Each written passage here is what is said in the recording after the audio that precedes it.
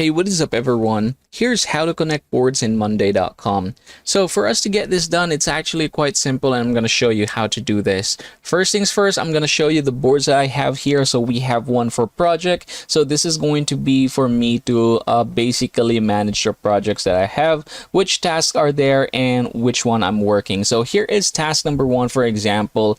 And what we are going to do is open client list. And here in the client list, say for example, we're going to go ahead and check or assign which client those tasks are for. So say for example, going back here, we can add the board or connect the board by clicking the add column right here and then tapping the or clicking the connect.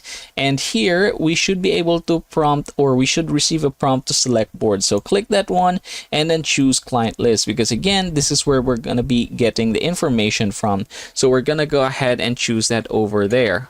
Now from this point, I'm going to go ahead and connect the boards by clicking it here, and then you can see that now it is successful. Now we're going to create a mirror column. Basically, we're going to create or open column from that client list. So in this case, instead of status, let's go ahead and click this arrow right here in order for us to check, and we're going to be using person. So I'm going to click the person right here, and afterwards I can go ahead and close this. So now that we are seeing the client list here, we can actually click this one, or click this one right here rather, and then you can see that now we have the client. So we can go ahead and select the information from that client or from that list, and say for example Heather. So I'm going to click Heather, and you can see that it's mirroring who is assigned to that particular client as well.